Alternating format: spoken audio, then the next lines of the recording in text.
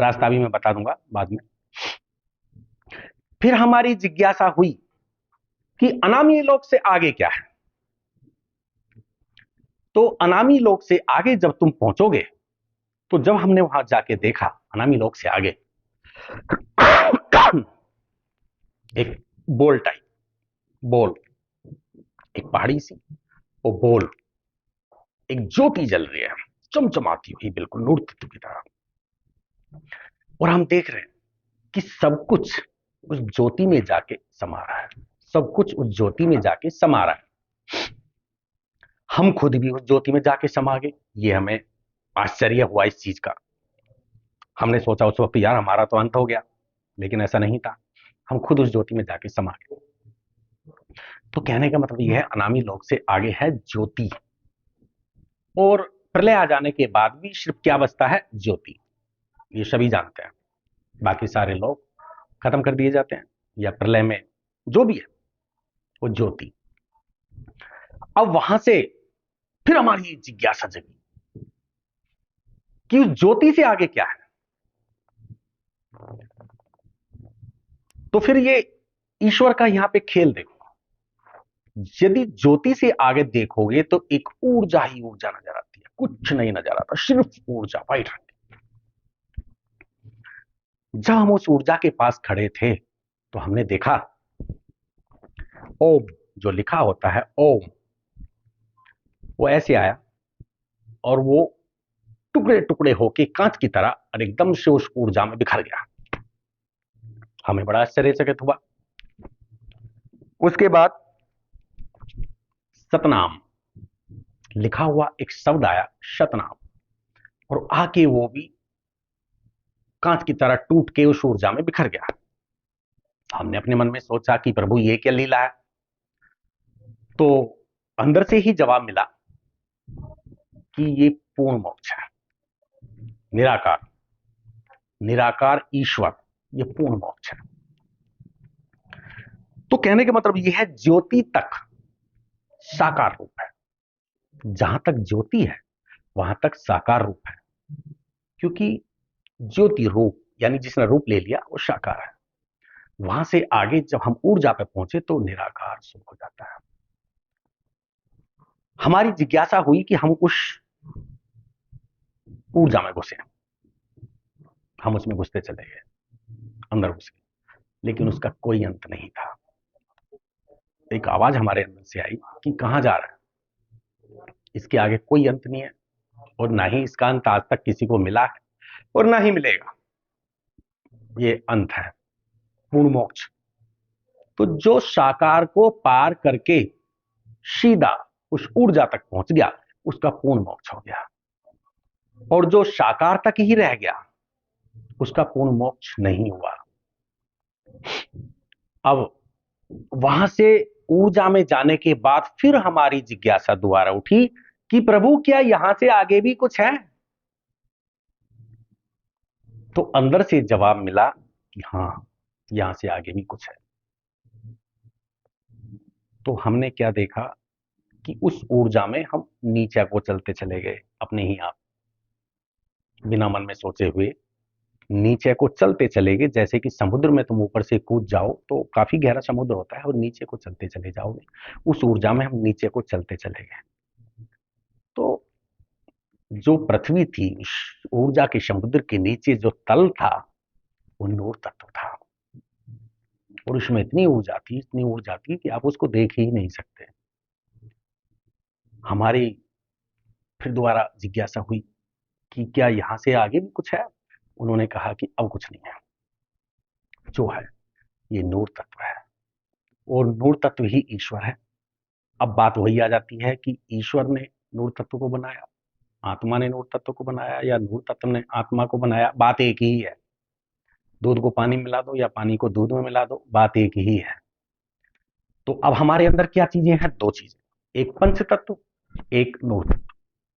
पंच तत्व की यदि आप पूजा करोगे तो आपको पृथ्वी पर लौट के आना ही पड़ेगा, चाहे आप 21 ब्रह्मांडों में रहो, चाहे आप सतलोक चले जाओ। ऐसा नहीं है सतलोक जाके तो मुक्ति मिल गई। सतलोक में जाने के बाद भी शायद कितने युगों तक आपको वहां रहना पड़ेगा। आप मौज मस्ती करो या जो मर्जी करो, शांति है वहां, लेकिन लौट के फिर भी आना पड़ेगा। लेकिन पृथ्वी पे आपको दोबारा माना, सपोज करो कि विष्णु या शिव बना के भेज दिया गया, जब वो पदवी पूरी हो जाएगी तो उसके बाद फिर दोबारा से आपको 84 लाख योनि में आना ही पड़ेगा। और 84 लाख यानी शिव की पदवी खत्म होते ही आप काल के पंजे में फंस जाओगे, फिर यहां से दोबारा नहीं निकल पाओगे। तो यहां पे ये टॉपिक खत्म हो जाता है कि नूर तत्व आत्मा किसने क्या बनाया।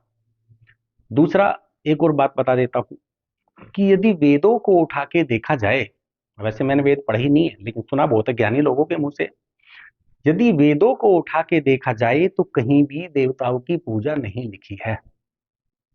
ऐसा लिखा ही नहीं है कि आप देवताओं की पूजा करो। सबकी महानता लिखी हुई है और काफी ज्ञान है, वेद ही सत्य है, लेकिन देवताओं की पूजा नहीं लिखी। और मैं ये देखो, मैं एक बात और बता देता हूं कि मैं पहले देवों को मानता था, आज मैं ईश्वर को मानता हूं। नकारता किसी चीज को भी नहीं, क्योंकि अपनी अपनी इच्छा है। आप चाहे देवताओं को मानो या ईश्वर को मानो, लेकिन मोक्ष पाना है तो ईश्वर को मानना पड़ेगा, और जो नहीं पाना है तो आप देवता को मानते रहो, कोई मनाही नहीं है। लेकिन एक बात और सोचनी पड़ेगी आपको कि इंसान योनि में आने के बाद भी आपको इतने कष्टों का सामना करना पड़ रहा है। आपके पास काफी पैसा है, खूब पैसा है, मौज मस्ती, महंगी गाड़ियां, बंगले, सब कुछ है, फिर भी इंसान सुखी नहीं है।